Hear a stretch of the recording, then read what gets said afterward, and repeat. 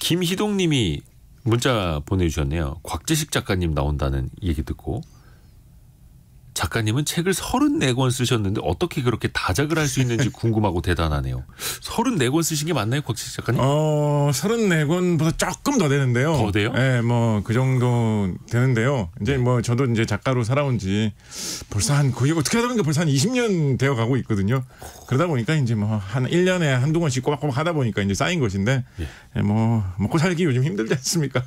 아니 그러니까. 왜 그 가수들로 따지면 가장 히트곡처럼 곽재식 작가님한테 가장 히트한 책은 뭡니까? 제일 히트한 책은 제 책 중에 이제 한국의 괴물에 대해서 다룬 한국 괴물백과라는 책이 있거든요. 괴물백과. 한국의 괴물에 대한 여러 가지 뭐 전설, 신화 이런 걸 정리한 책인데 권수도 많이 되는 편이고요. 네네네. 이 책이 괴물백과다 보니까 두껍습니다. 한 700페이지 되거든요, 책이. 그래서 책이 좀 단가가 또 좀 돼가지고, 뭐 그게 뭐 거의 최고의 히트곡이 아닐까. 와, 근데 그거. 준비하시는데도 쓰시는데도 되게 오래 걸리죠. 그렇죠. 그건 뭐 수년 동안 이제 자료를 수집했던 걸 모아서 책으로 엮은 거니까. 그거는 뭐 오래 걸린 편입니다. 근데 괴물이 실제 나타나면 뭐 총을 쏴서 포탄을 쏴서 잡아야 되지 않습니까? 우리가 잡아 먹히면 안 되니까. 그렇습니다. 근데 오늘 공교롭게도 준비한 내용이 포탄의 세계입니다. 포탄의 세계. 그렇습니다. 이게 그 영국 국제문제전략연구소 자료를 보니까요. 지난해 전 세계가 국방비로 쓴 금액이 2,930조 원이라고. 우리나라 한 해 GDP보다 더 많습니다. 정말 한 2,200조 원 정도 되니까요.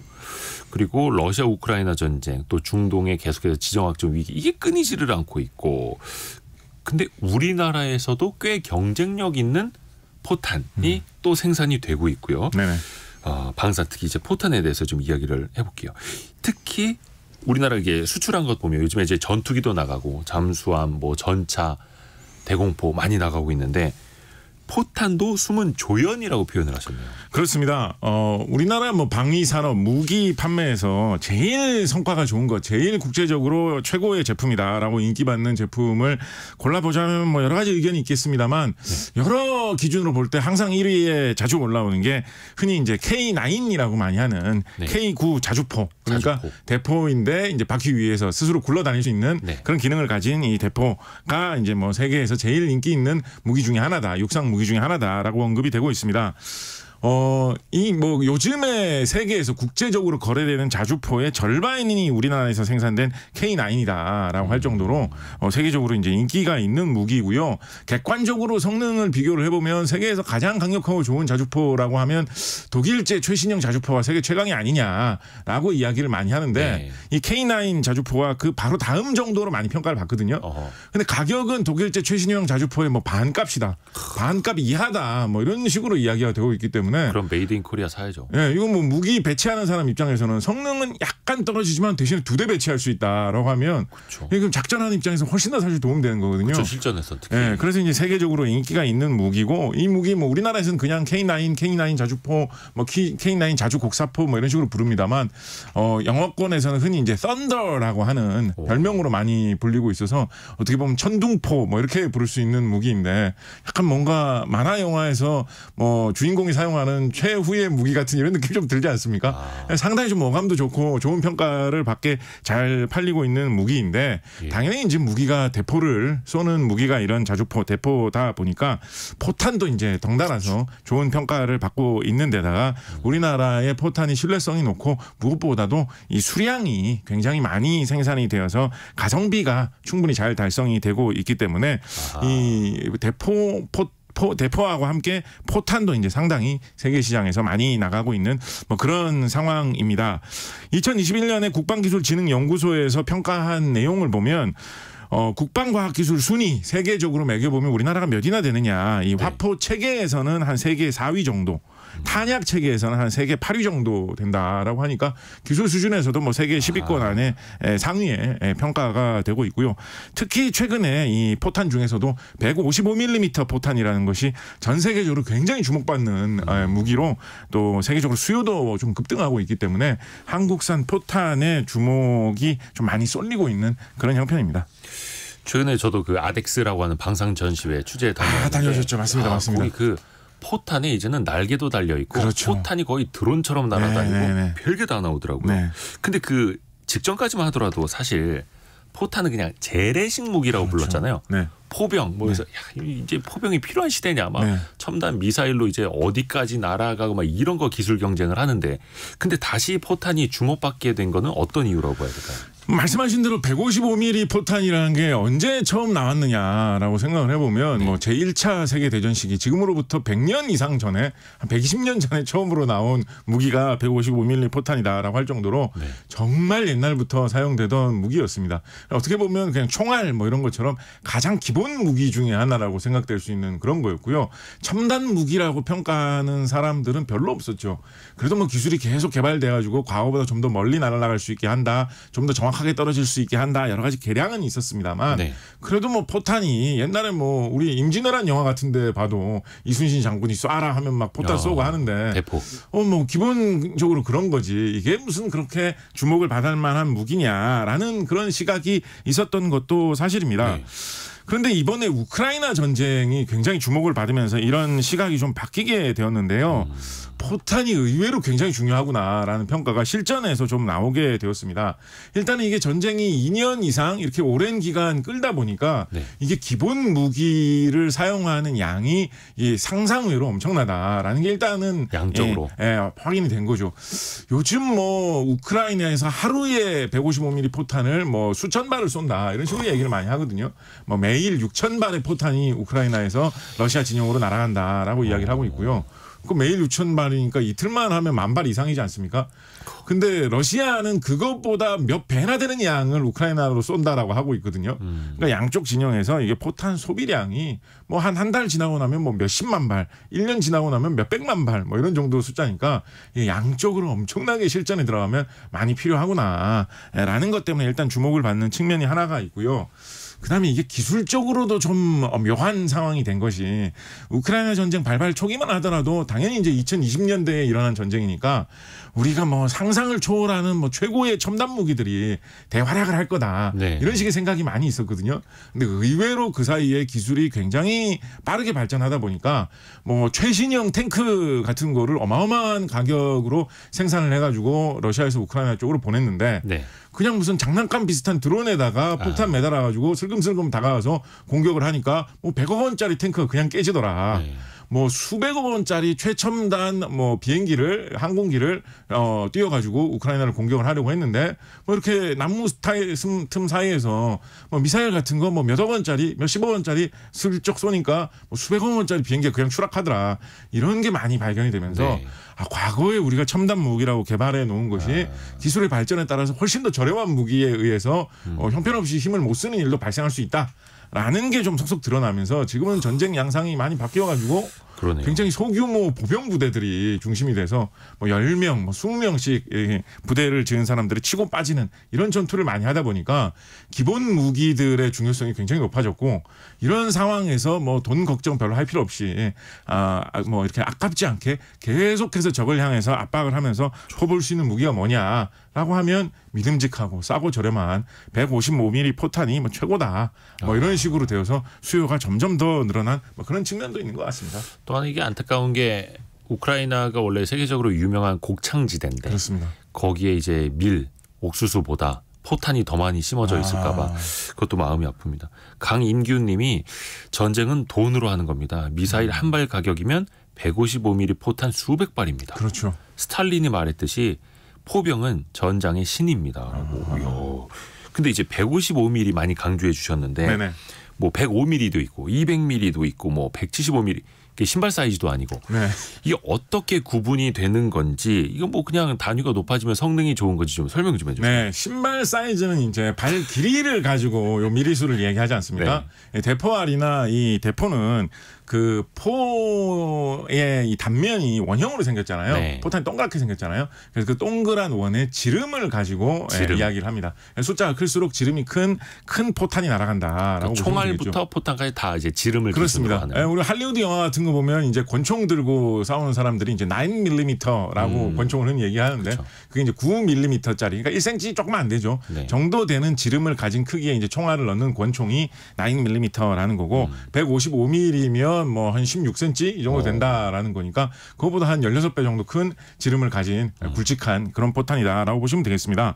당연히 이게 숫자가 클수록 포탄이 굵고 크다는 뜻이니까 클수록 더 위력이 세겠죠. 화약도 많이 들어가고. 네, 그래서 뭐 과거에 정말 뭐 특이한 사람들은 어마어마하게 큰 포탄을 만들어가지고 네. 상상도 못하는 무기를 만들겠다 뭐 이런 생각을 하는 사람들도 있었습니다. 예를 들어서 제일 뭐 유명한 사람, 특이한 사람으로 아주 이름 높은 사람 한 사람 꼽아보자면 캐나다의 과학자 제럴드 불이라는 사람이 있었는데요. 예. 이분은 엄청나게 큰 포탄을 만들면 이분은 지름 1m짜리 포탄을 만들 생각도 있습니다.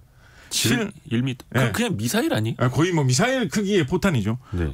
실제로 한 30cm짜리 포탄은 실험도 했습니다. 그래서 이런 포탄을 만들어서 대포로 쏘면 대포알이 우주까지 날아간다라는 생각을 하는 분이 있었거든요. 그래서 이분이 이라크 같은 데 가가지고 실제로 바빌론 프로젝트라는 이름으로 약간 뭐 바벨탑을 쌓는다 약간 이런 느낌이었던 것 같아요. 아하. 그래서 우주에 어떤 무기를 쏘는 혹은 인공위성을 발사하는 이런 작업을 하는데 로켓을 사용하지 않고 난 대포로 해치우겠다. 뭐 이런 일을 한 사람들이 있었을 정도로 굉장히 거대한 대포가 나와서 그에 맞는 위력을 보였던 적도 있기는 있었습니다. 그런데 이렇게 큰 대포를 사용하면 위력은 좋겠지만 화약이 일단 너무 많이 소모가 되고 있고 그리고 그에 맞춰서 대포도 커질 수밖에 없겠죠. 그렇죠. 대포가 너무 커지면 이거를 들고 다니면서 여기저기 배치하기가 굉장히 어려워지지 않겠습니까? 네. 이 제럴드 불이 개발한 우주까지 날아가는 대포 같은 경우에는 크기를 전체 장비의 크기를 한 150m 정도 되는 그러니까 빌딩 한 채를 눕혀놓은 정도 되는 그 웬만한 운동장 정도 돼요. 그런 정도 되는 기구를 이용을 해가지고 우주까지 날아가는 대포를 만들려고 했으니까 이건 고정식으로밖에 못 쓰는 거지. 네. 어디 뭐 전쟁을 하면서 여기에 배치를 해서 쓰고 그러기는 불가능한 거거든요. 그러네요. 그래서 대포가 너무 커지면 화약도 너무 많이 들고 이 대포를 운반하기도 너무 힘들기 때문에 또 그에 맞는 단점이 생기게 됩니다. 우리나라 임진왜란 시대만 하더라도 뭐 이 영화나 사극 같은 데서는 네. 천자총통이라고 해가지고 멋있게 생긴 큰 대포가 많이 나오는데요. 박물관 가면 전시되어 있는 것들. 이 대포 같은 경우에 너무 커가지고 화약이 너무 많이 들고 운반하기도 너무 힘이 들어가지고 한번 쏘는데도 오래 걸리고. 생각보다는 그렇게 많이 활약을 하지 못하고 천자총통보다도 한결 더 작은 현자총통, 황자총통 이런 게 임진왜란 때도 사실 더 많이 쓰였던 그런 수백 년 전부터의 역사도 있거든요. 그래서 이 수십 년 동안 사람들이 전쟁을 하다 보니까 포탄이 너무 작으면 또 위력이 약하고 그렇죠. 너무 크면 이렇게 운반하거나 물자 소모가 너무 심하다는 단점이 있는데 155mm 정도가 되면 위력도 상당히 나오고 멀리 날아가기도 꽤나 멀리 날아가면서 화약도 좀 적당하게 들고 운반하기도 괜찮다라고 해가지고 앞서 말씀드린 자주포 우리나라의 K9 자주포 같은 경우에는 이 탱크처럼 생겨가지고 이제 운전해가지고 스스로 돌아다닐 수 있거든요. 이런 무기에도 155mm 포탄을 쓰고 있고 155mm 포탄은 외지간이 좋은 대포에서 괜찮은 포탄을 잘 쏘면 그래도 이게 사정거리가 한 30km 좀 못 되는 정도까지 나오거든요. 꽤 멉니다. 여의도에서 KBS가 있는 여의도에서 쏘면 거의 뭐 한 인천 앞바다까지 날아간다는 뜻이니까 이 정도 거리만 돼도 전투 현장에서는 인천 앞바다에서 포탄이 여의도로 떨어진다라고 하면 이게 도대체 어디서 오는 포탄인지 알지도 못하고 당황한 사이에 공격을 당할 수 있는 정도가 되거든요. 그래서 155mm 포탄이 여러 가지로 볼 때 가장 이 화력하고 파괴력하고 이 어떤 가격적인 면이 제일 잘 들어맞는다라고 해서 포탄 중에 제일 좀 주력으로 많이 사용되고 있는 것 같습니다. 100mm도 아니고 200mm도 아니고 155mm. 그렇습니다. 어떻게 보면 그게 가장 최적의 사이즈를 찾은 거네요. 네. 가장 가성비도 좋고. 근데 이게 아까 제러드 불 말씀도 네네. 이제 해주셨는데 그렇게 포탄을 크게 만들 거면 차라리 미사일을 개발하지. 물론 이제 옛날 이야기니까 네네. 안 됐었습니다. 미사일하고 그러면 포의 차이는 뭐라고 봐야 돼요? 일단 미사일은 날아가면서 계속해서 안에 있는 연료를 태워가지고 계속해서 이제 힘을 내면서 날아갈 수 있는 게 일단 미사일이고요. 계속 추진이 되는. 네, 포는 이제 장약이라고 하죠. 내장돼 있는 화약을 한번 쏠 때 터뜨리면 그 힘을 이용을 해가지고 한번 꽝 하면서 발사되고 날아가는 도중에는 뭐 그냥 마치 공 던질 때 공이 날아가듯이 그냥 날아가는 거를 이제 일반 일반적으로 포탄이라고 합니다. 요즘에는 개량된 여러 가지 특수 포탄들이 굉장히 많이 나오고 있기 때문에 네. 포탄 중에서도 이제 중간에 추가로 이제 터지면서 힘을 내는 뭐 그런 것들도 요즘 나오고 있기는 한데요. 가면서 중간에 한번 더 터지는 그런 것도 나오고 있긴 한데 일단 기본적으로는 장약이라고 해가지고 대포 안에서 처음 화약을 터뜨려서 날아가는 게 일단 포탄이다라고 보시면 됩니다. 근데 이제 그런 게 이제 제일 이제 전통적인 이 대포 포탄이고요. 예. 그럼 임진왜란 때 조선시대 때 사용하는 포탄도 일단 그런 방식인데 네. 요즘 포탄은 이제 추가로 거기에 좀 어떤 게 더해져 있냐면 007 영화 보시면 제일 처음에 이제 시작하는 장면에서 007 주제곡 맞다 총알 나오죠. 총알. 이 나오면서 네. 주인공이 이렇게 중간에 화면으로 걸어 나오고 이렇게 총구처럼 생긴 그 장면에서 주인공이 중앙에 오면 갑자기 총 쏘는 장면 한번 보여주고 네. 이렇게 하면서 항상 007 영화는 맨 먼저 시작하지 않습니까? 네.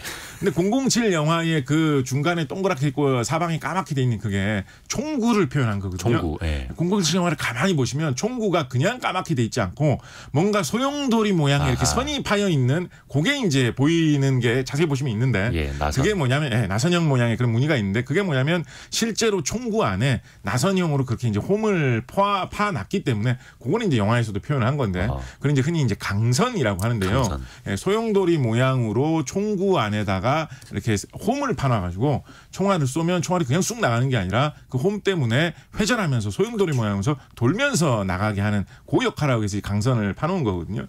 이 강선을 파놓는 기술이 유럽에서는 19세기에 대중화가 되는데 조선 시대에는 뭐 이런 게 기술이 없었죠. 생각을 해보면 뭐 홈 파는 게 어려운 건가 생각할 수도 있지만 이게 막상 파는 사람 입장에서 기술적으로 생각을 해보면 아니 쇠로 된 이 동그란 대롱 같은 총에다가 네. 뭘로 그 내부를 깎아가지고 이 뭐 무슨 조각칼로 깎을 수도 없는 거고 사실 깎는다는 게 쉬운 일이 아니거든요. 그렇죠. 근데 그거를 이제 깎는 기술이 19세기에 대중화가 되면서 총알이 돌면서 나가기 때문에 훨씬 더 흔들리지 않고 곧장 잘 날아가게 되거든요. 그래서 명중률이 한층 더 높아집니다. 그리고 파괴력도 강해지고. 네, 그래서 19세기 말에 우리나라 병인 양요, 신미 양요 이런 뭐 프랑스군, 미군 이런 군대하고 네. 조선군하고 싸웠을 때 기록을 보면 조선 군인들도 이 화승총, 조총 같은 걸로 대적을 하면서 싸우려고 하기는 하는데 네. 형편없이 명중률이 떨어진다라는 이야기가 많이 나오고 있는 이유 중에 하나가 이제 강선이 개발되었기 때문에 요즘 현대적인 총들은 더 정확하게 안에 있는 총알이 날아갈 수 있다라는 것인데 대포 같은 경우에도 요즘은 다 강선을 새겨가지고 대포알도 그 강선을 따라 돌면서 회전하면서 소용돌이 치게 다 만들어 놓은 것들이 대부분입니다. 가끔 가다가 이제 현대 대포면서도 이런 강선을 안 새겨 놓은 것들도 있긴 있거든요. 네. 그런 것들은 이제 강선이 없다. 그래서 뭐 윤활유 발라놓은 것처럼 매끈하게 내부에 빈 공간이 돼 있다라고 해서 활강포라고 하는데 탱크에 달아놓은 대포 같은 경우에는 활강포 쓰는 경우가 현대에도 있기는 합니다. 탱크는 이제 단거리에서 워낙에 싸움을 하는 거다 보니까 있기는 하는데 우리나라에 뭐 K9 포함해가지고 대부분의 현대의 장거리 대포들은 다 이런 홈을 선에 맞춰서 돌아가도록 대포알이 돌아가도록 맞춰놓은 강선을 파놓은 형태로 해가지고 포탄을 날린다 이렇게 보시면 되겠습니다. 그래야지 상대 이제 참호도 뚫어버리고 두꺼운 장갑도 뚫어버려야 되고 하니까. 그러니까 이게 이제 기술이죠. 왜냐하면 포탄을 쏘아가지고 뭐 이 포병 해보신 분들은 정말 이거 신물나게 해보셨겠지만 좌포를 보고 정확하게 우리 포를 잘 조작해서 포탄을 날리면 기술이죠. 30km, 20km 밖에서 적을 정확하게 맞춘다 이게 기술인데 이게 강선이 정확하게 안 돼 있다. 혹은 몇 포를 한 두 번쯤 쏘다 보니까 안에 강선이 다 닳아버렸다. 이러면 처음에 정확하게 한 발 들어간 것 같더라도 두 번째 탄부터는 다 빗나갈 수 있거든요. 망가지죠. 그러니까 이거를 정확하게 잘 새기는 기술. 새기는데 포를 여러 번 쏘아도 이게 닳지 않도록 아주 튼튼한 소재로 새기는 기술. 이런 게 이제 다 기계 공업의 기술인데 뭐 우리나라가 이런 쪽에서도 세계 수준으로 좀 기술을 갖고 있다라고 보시면 되겠습니다. 그래서 그 포신 속을 그 청소하는 것도 중요하다고요. 그렇죠. 엄청 중요하죠. 거기 떼끼면 이제 명중 안 된다고. 소총만 해도 이거 안에 청소하라고. 맞아요. 군대에서 맨날 이거 가르치지 않습니까? 맨날 총기 수입. 네네. 조립은 분해의 역순 막 이런 네네. 걸 가르치고. 네. 재밌습니다. 이게 또 하나가 미국만 해도 이 포탄을 만드는 공장이 2차 세계대전 때 90개 가까이 됐었다고 합니다. 네. 근데 지금은 한 대여섯 곳밖에 안 남아있고. 그렇죠. 당연히 이제 활용도가 떨어지니까 공장도 줄었겠죠. 네. 근데 우리나라에서도 지금 이 포탄을 굉장히 잘 만들고 있죠. 네네. 그 뭐 사실은 이유가 있는데요. 뭐 들어보시면 벌써 바로 다 감 잡으셨겠지만 우리나라 이제 이 어떻게 보면 역사의 비극인데 남북 대치라는 이 상황 그렇죠. 때문에 네. 생각해 보면 미국 같은 경우에 어떻게 보면 포병이 그렇게 절실하지 않습니다. 왜냐하면 뭐 미국하고 국경을 마주대고 있는 나라가 캐나다나 멕시코인데 이런 나라가 뭐 미국하고 군사적 긴장 관계에 있지 않거든요. 그래서 뭐 포병을 많이 배치하는 게 그렇게 절실하게 와닿지 않는 문제인데 우리나라는 DMZ 몇 킬로미터만 지나면 바로 이제 북한이 있기 때문에 북한에서 엄청나게 많은 양의 대포를 설치를 해놨거든요. 네. 그거에서 이제 대응을 하기 위해서는 우리도 마찬가지로 어마어마하게 그렇죠. 많은 포를 배치를 할 수가 없기 때문에 포도 많아지고 포에 들어가는 포탄도 많아질 수밖에 없는 게 이제 우리나라의 상황입니다. 그래서 우리나라 전국 각지의 이 대포 총알, 포탄 만드는 공장들이 많이 있고요. 전통적으로는 이 동남권, 남동권, 그러니까 경상남북도, 북도에서는 좀 남부지방 이런 데 이제 주요 포탄 공장들이 좀 있는 편입니다. 전통적으로 제일 좀 오래된 공장을 꼽는다. 지금도 운영되고 있는 곳 중에 꼽는다고 하면 경주에 뭐 상당히 큰 포탄 공장이 있습니다. 네. 부산에도 있고요. 그래서 이제 뭐 좀 이상한 이야기입니다만 경주의 어떤 특산물 명품 하면 무슨 뭐 어떤 뭐 빵, 뭐 팥 들어가 있는 빵 뭐 이런 거 많이 이야기를 하시는데 네. 사실은 이제 소비자들이 살 수가 없어서 그렇지 네, 네. 세계 시장 면에서 보면 전 세계적인 어떤 포탄 맛집이 사실은 경주라고 할 수 있을 정도로 이게 사실은 이제 수출입이 활발하게 돼야 되니까 바닷가 쪽으로 이제 많이 설치를 해놓는 건데요. 울산 쪽에 이제 공단하고도 멀지가 않고 포항 쪽에 금속을 생산하는 업체하고도 멀지가 않고 하다 보니까 경주에 포탄 공장이 있고 부산 같은 경우에는 이제 지역 주민들은 잘 아시겠지만 포탄 공장이 이제 예전에 좀 이렇게 빈 땅 같은 곳에 좀 한적한 곳에 위치해 있었는데 도시가 커지면서 신도시가 주변에 많이 개발이 되면서 부산에 있는 포탄 공장을 이걸 이전을 해야 되느냐 말아야 되느냐 얼마에 이전을 해야 되느냐 뭐 이런 걸로 지역에서는 요즘 좀 문제 뭐 이야기거리도 좀 많이 되고 있는 그런 대규모 포탄 공장이 우리나라에 곳곳에 있다라고 보시면 되겠습니다. 그러네요. 그 이천의 특산물이 쌀뿐만 아니라 반도체도 그런 있듯이 것처럼 경주도 빵만 있는 게 아니라 포탄도 있다. 그렇습니다. 근데 이제 빵 터지는 건 둘이 똑같네요. 근데 우리나라에서 포탄 만드는 기업이 원래는 동을 만들던 회사였다고요? 구리? 그렇습니다. 예, 우리 저기 한 80년대 말 90년대 초까지만 하더라도 텔레비전 광고 CF에서 동파이프 선전이다라고 하면 뭔가 그 노래가 떠오르시는 분들도 꽤나 많이 계실 거예요. 동파이프 광고요? 동파이프 광고가 많이 나오던 게 있었습니다. 그럼 뭐 의외로 좀 연배가 젊으신 딱 떠오르질 않아가지고. 있습니다. 보시면 이 멜로디 많이 들어보신 것 같다라고 생각이 날 텐데요. 생각나면 좀 흥얼거려 주세요. 라라라라라 뭐 이런 멜로디에 그런 게 있었는데, 모르겠는데요. 이런 게 있었는데 그 업체 동파이프 만들던 업체가 이 황동이라는 재질로 총알이나 포탄을 만드는데 중요하게 사용되는 그런 성분이 있기 때문에 동파이프 예전부터 많이 만들던 업체가 우리나라를 대표하는 총알 포탄 만드는 업체이기도 합니다. 이 회사 이름이 좀 재밌는데 이것도 어떻게 보면 좀 역사의 우연인 것 같기 절묘한 우연인 것 같긴 한데요. 네. 그 임진왜란 때 역사를 보면 이순신 장군을 천거한 인물이자 징비록이라는 책을 쓴 저자로도 유명한 유성룡이라는 이 정승이 굉장히 유명한 편이시죠. 이 류승룡이라는 분, 이 류 씨가 우리나라 성씨에는 이 본관이라는 게 있지 않습니까? 이 본관이 이분이 무슨 유 씨인데 이 본관을 따가지고 이분의 후손이 이제 이 동회사를 창립을 했기 때문에 맞다. 이 피사의 회장님이 류 씨 성함이죠. 네네. 그래서 이제 그런 식으로 이제 이름을 붙이셨는데. 지금 그분이 이름 바뀌었는데 전경련 회장님 아니신가요? 네네. 뭐 전경련 상은 제가 잘 모르겠는데요. 네네. 재밌는 게 아마도 이분이 처음에는 그냥 일반적인 동사업 하실 생각을 더 많이 하셨을 거예요. 왜냐하면 지금도 이 업체 같은 경우에 뭐 포탄도 뭐 매출은 뭐 굉장히 많습니다만. 그 포탄 이외의 부분에서 사실 매출이 더 많이 나오는 경향이 있거든요. 처음에는 포탄을 그렇게까지 중시 안 하셨을 텐데 하다 보니까 이게 세계적인 뭐 포탄 업체가 돼버렸고 어떻게 하다 보니까 이분 가문에서 제일 유명한 우리나라 임진왜란 때 뭐 이순신 장군 뭐 이런 분들 이름을 대다 보면 임진왜란 영웅 중에 한 사람으로 이름이 꼽히는 분의 어떤 후손이 뭐 이런 사업을 한다라고 하면 묘하게 이게 뭐 어떤 국방이라는 주제로 긴 수백 년 사이의 역사가 좀 닿는 좀 이런 느낌도 있기는 있습니다. 맞습니다. 제가 지금 찾아보니까 한국경제인협회 류진 회장. 그러시군요. 네. 맞아요. 야, 이런 또 재미난 역사까지도 이야기를 해주시고. 이제 산업적으로 또 보면은 이게 황동을 황금빛 쌀이라고 불러요. 네네. 어떤 이유에서요? 이게? 황동이라는 게 이게 참 묘한 재질입니다. 기본적으로 생각을 해보면 이거 구리에다가 아연을 좀 섞어가지고 구리보다 좀 더 튼튼하게 한 게 황동이다라고 보시면 될 텐데요. 구리는 이제 동이라고 부르는데 그렇습니다. 황동이 되려면 아연을 섞는 네, 거예요. 보통 이제 아연을 좀 섞으면 구리가 하면 이제 그 구릿빛이라고 하는 약간 좀 불그스름한 그죠, 그런 어둡죠. 색깔이지 않습니까? 예.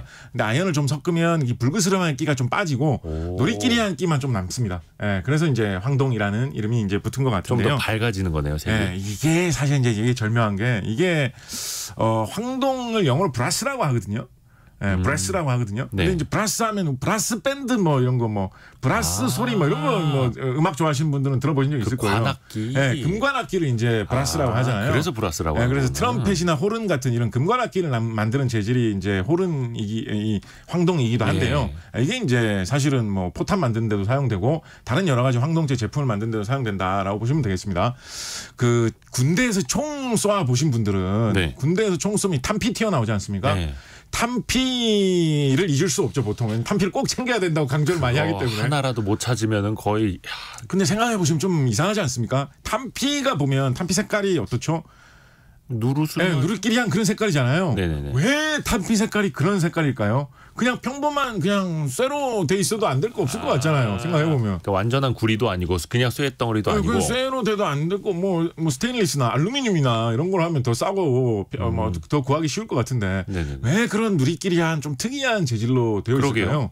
그게 이제 황동으로 되어 있기 때문에 네. 총알이 이 누리끼리한 그런 특이한 색깔로 되어 있는 건데요. 왜 그렇게 했느냐? 네. 이게 사실은 기술이 필요한 산업이자 이 기술이 어느 정도 갖춘 나라만이 할 수 있는 산업이 이쪽 분야다라는 이야기하고 기술적인 거하고도 연결이 되는 것인데 이게 뭐 군대에서 총 쏘고 하다 보면 이게 총이 뭐 흔하고 좀 아무것도 아닌 것처럼 느껴지기가 쉬운데 사실은 가만히 생각을 해보면 19세기에 조선의 총이 유럽의 총이나 대포보다 왜 위력이 약했느냐 생각을 해보면 네. 이게 총알이나 포탄이 네. 총이나 대포에 그 들어갈 수 있는 공간보다 너무 작으면 네. 이 안에 있는 화약이 터지면서 그 압력이 다 새버리겠죠. 그럼 이게 정확하게 세게 날아갈 수가 없지 않겠습니까? 김이 새는 거죠. 네, 김이 새는 거죠. 그래서 이게 꽉 맞게 만들어야 돼요. 그죠? 근데 그렇다고 해서 너무 ቋ 맞게 빡빡하게 끼게 만들어 버리면 이게 안 날아가고 중간에 끼면 그죠. 그것도 낭패지 않습니까? 한 번 끼면 그거 빼기도 난감하고 잘못해서 내부에서 폭발을 일으키면 큰 사고도 날 수 있고. 맞아요. 그래서 이게 꼭 맞게 끼지만 그래도 원활하게 날아갈 수 있을 정도로 정확하게 이게 잘 디자인이 돼서 이게 오차가 뭐 1, 2mm씩 이렇게 나면 곤란합니다. 오차가 안 나게 정확하게 만들 수가 있어야 되는데 이렇게 만들기가 쉽지 않기 때문에 조선시대에는 약간 이 김새는 거를 각화하고라도 좀 이렇게 헐겁게 만드는 경우가 많아서 위력이 떨어질 수밖에 없었고 현대의 대포 같은 경우에는 금속을 잘 가공을 해가지고 요거를 꼭 맞게 가공할 수 있는 정밀 가공 기술이 있어야 되는데 그 기술에서 원래는 뭐 동파이프, 뭐 황농 제품 다른 거 만들다가 개발된 그 기술이 발달한 회사가 이거 총알 만드는데도 우리 기술을 쓸 수 있겠구나, 포탄 만드는데도 쓸 수 있겠구나라고 해가지고 이제 황동을 이용한 그런 제품을 사용하게 된 것인데요. 황동 같은 경우에 녹도 좀 안쓰러워서 오래 보관하기도 좋고 그러면서 강도도 적당하게 나오고 특히나 이렇게 대포나 총에 넣어서 쏘았을 때 이게 압력이 주어지고 열기가 오르다 보면 약간 이게 커지거든요. 약간 부풀어 오르면 좀 불어 오릅니다. 네. 근데 그 불어 오른 정도가 과도하지 않아 가지고 내부에 끼지 않을 정도로만 적당하게 불어 오르고 또 강도가 너무 지나치게 튼튼하지는 않아서 포탄이 중간에 막히거나 끼는 일 없이 살짝 이렇게 약간 우그러져 주는 거예요. 약간 좀 물컹하게. 네. 뭐 실제로 뭐 만져보면 물컹하지는 않습니다만 네네네. 그 정도 되는 재질이 황동이고 그렇게 해서 꼭 들어맞아가지고 아까 말씀드린 강선에 맞춰서 뱅글뱅글 돌면서 또 강선을 마모시키지는 않고 날아갈 수 있는 그런 재질이 황동이기 때문에 총알 껍데기는 다 그 누리끼리한 색깔로 돼 있는 거고요. 155mm 포탄 같은 경우에는 누리끼리한 색깔로 돼 있지는 않습니다. 근데 자세히 보시면 그 탄대 밴드, 로테이팅 밴드라고 하는데요. 네. 황동으로 이렇게 약간 벨트 채우듯이 제일 겉면에 띠를 이렇게 테를 하나를 둘러놨습니다. 네네네. 마찬가지로 요 겉면에 꽉 물려가지고 돌면서 날아가게 하려고 이게 포탄은 크니까요. 예. 기본적인 재질은 그냥 강철로 만들어 놓는데 닿는 부분은 띠는 역시 황동으로 이렇게 둘러놓았다라고 보시면 되겠습니다. 그래서 그 황동이란 재질이 되게 특히 이제 포탄 만들 때는 중요한 거네요. 그럼 하나만 더 말씀드리면 네. 황동이 어디에도 굉장히 많이 사용되냐면 네네. 돈 만드는데도 이게 재질이 황동이 되는 경우가 꽤나 있습니다. 10원짜리가 황동인가요? 요즘에는 이제 10원짜리에는 알루미늄이 대거 들어가고 맞다. 있어서 바뀌었죠. 더 작게 요즘에는 좀 안 바뀌었죠. 그런데 유럽의 이제 유로 동전 처음 만들 때 유로 동전이라는 게 이제 21세기 들어와서 이제 유통되기 시작하지 않았습니까? 90년대에는 유럽이 저마다 다른 나라 동전, 다른 나라 돈들을 쓰고 있었죠, 나라마다. 근데 유로라는 걸 출범시켜서 새로 돈을 만들면서 동전을 좀 되게 좋은 거를 만들려고 생각을 하고 있었어요. 그래서 되게 고급 재질의 황동을 기본으로 해가지고 다른 여러 가지 물질을 섞어가지고 오래 가는 그런 재질로 동전을 만들면서 동전을 만들 때는 보통 소전이라고 해가지고 그 동전에 무늬가 새겨지지 않은 동그란 민자 쇠조각을 납품을 받은 다음에 거기다가 이제 쿡 찍어가지고 동전을 만들 거거든요. 그 쿡 찍는 가공은 섬세하게 잘 되면서도 돈이 나오면 되게 오래 갈 수 있는 그런 특수 재질로 동전을 제작하기를 원했습니다. 그런데 그런 정도의 특수 재질을 단가를 맞춰서 싸게 공급해 줄 수 있는 회사가 세계에 사실 별로 없었죠. 그런데 거기에 도전해가지고 납품하는 데 성공한 회사가 사실 우리나라에 예전에 동파이프 만들고 포탄 만들고 총알 만드는 회사가 동 만드는 황동 만드는 기술이 워낙 발전하다 보니까 이거 만드는 데 성공을 한 거죠. 이게 기술도 기술이지만 단가 맞추는 것도 굉장히 중요했는데요. 동전 같은 경우에 나라에서 돈을 찍어서 푼다 이런 말을 하면 그야말로 이제 통화의 공급량을 늘기 위해서 나라에서 돈을 풀기 위해서 돈을 찍는 건데 돈의 재료가 너무 비싸면 그래서 뭐 10원짜리 찍는데 50원 든다 이러면 돈 찍어내는 의미가 없어지잖아요. 그리고 돈을 푸는데 돈이 더 들면 오히려 돈이 나라로 더 들어와 버리게 되는데 그래서 이 단가를 내리는 게 중요했거든요. 그런데 그 단가에 맞게 그러면서도 고품질로 공급해 줄 수 있는 나라가 세계에 몇 개 안 됐는데 우리나라 업체가 이걸 할 수 있는 기술력이 있어가지고 유럽에서 유로 동전을 만약에 이렇게 보신다라고 하면 그 재료 자체는 사실은 국산이 건너간 것이 굉장히 많은 비율을 차지하고 있다라고 보셔도 되겠습니다. 네, 유럽 중앙은행에서 발행은 하지만 메이드 인 코리아다. 사실은. 재료는 메이드 인 코리아다. 국산이다. 이렇게 보시면 되겠습니다. 야. 근데 여기에다가 그 아연을 넣는 비율에 따라서도 이게 활용도나 물성이 당연히 좀 달라지겠죠? 그렇죠. 일단 아연을 넣으면 넣을수록 조금씩 더 딱딱해진다라고 보시면 되겠고요. 그래서 아연을 좀 덜 넣으면 구리만큼 좀 물렁하고 대신 아연을 많이 넣으면 점점 더 딱딱하고 단단해지는데 대신 좀 부러지기 쉽게 된다라고 보시면 되겠습니다. 그래서 뭐 우리가 통상 황동이다라고 하는 거는 대충 한 20% 이상 정도 아연을 섞은 거를 말하는데요. 뭐 경우에 따라서는 그거보다 아연을 훨씬 더 덜 쓰기도 하고요. 대포에 두르는 거 같은 경우는 약간 말캉해야 되기 때문에 아연을 좀 덜 넣는 경향이 있고 그리고 아연을 넣을수록 말씀드렸던 대로 빛깔이 좀 더 엷어지거든요. 그래서 색깔을 맞추기 위해서 아연을 좀 더 많이 쓰는 경우도 있습니다. 이게 신기한 게 그 우리나라 조선시대에 사용하던 이 옥새 있지 않습니까? 옥새. 도장. 네, 박물관에 가서 임금님 옥새 도장을 보시면 이게 옥으로 된 돌처럼 돼 있는 것도 있지만 금으로 돼 있는 것도 가끔 이렇게 보일 때가 있습니다. 금보 뭐 이런 이름으로 정식 명칭으로 부르기도 한데요. 강승희 선생님 이런 분들이 쓴 논문을 보면 우리나라 금보의 성분 분석을 이제 현대 과학자들이 한 게 있거든요.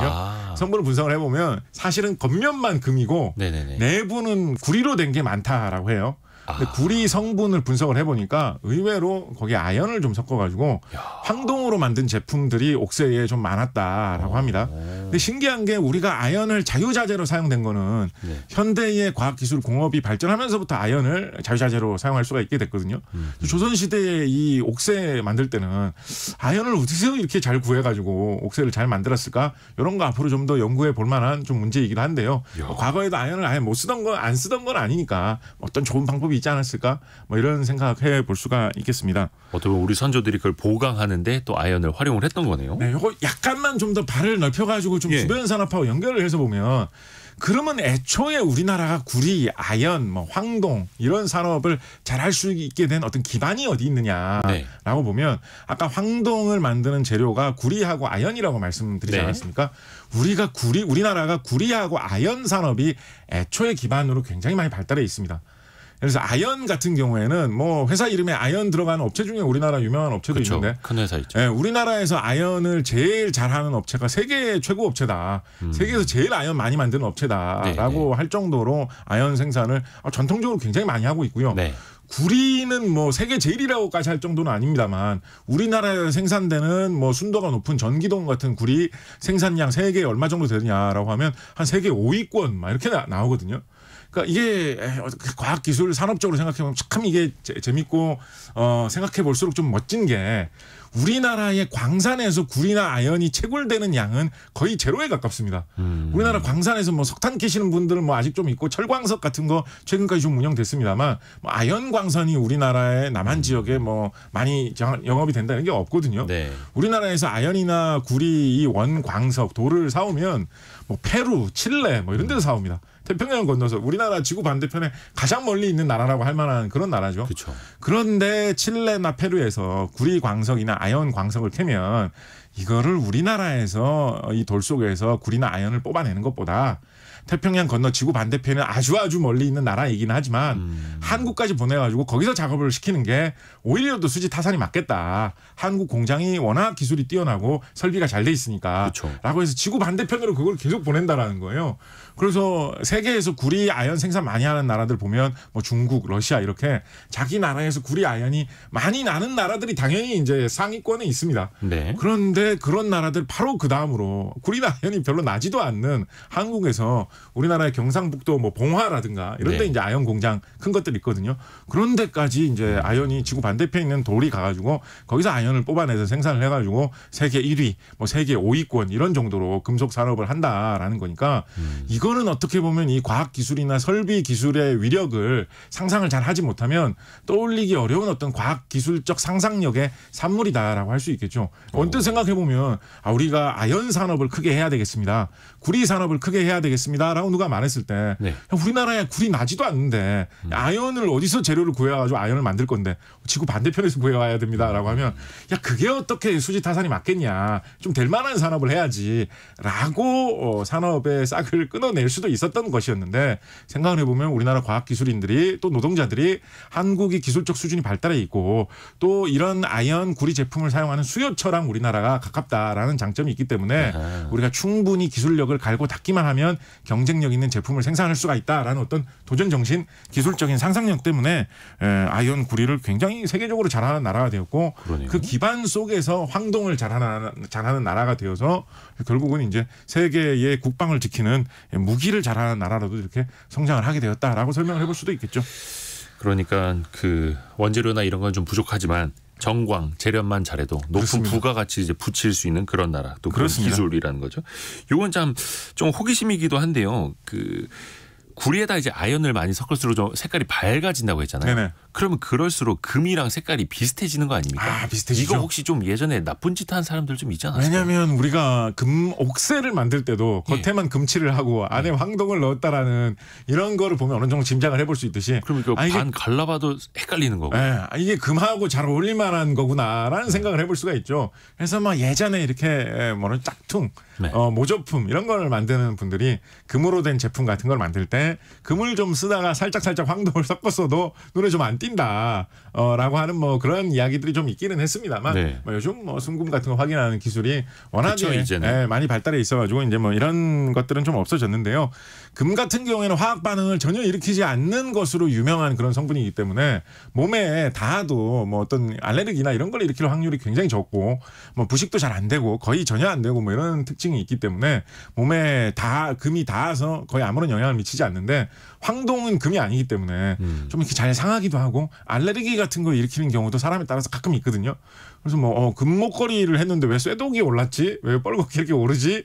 라고 하는 경우에는 황동체 모조품이었던 뭐 그런 걸로 드러나는 그런 사례가 과거에는 뭐 간혹 있기도 했었죠. 이야, 조금 전에 그 조승범 님이 아연실색이라는 사자성어를 올려주셔서 이게 그 아연하고 상관이 아연인가? 있을까요? 저 지금 막 찾아봤어요. 그랬더니 네. 이거는 말할 수 없는 따르다 연, 일타실, 빛색 이렇게 해서 말할 수 없을 정도로 놀라서 얼굴빛이 변하는 이란 뜻이라고 합니다. 그 아연이 아니에요. 네, 제가 알기로는 아연에서 연은 한자어는 맞는데요. 네. 아연에서 연은 이제 납을 뜻하는 한자 연을 쓰는 걸로 알고 맞아요, 있고요. 맞아요. 납하고 비슷한데 납은 아니다. 예. 라고 해서 이제 아연이라는 이름이 붙지 않았는가 짐작을 해봅니다. 진짜 그 말할 수 없을 정도로 놀랄 정도로 오늘 재미난 이야기를 많이 들어서 네네.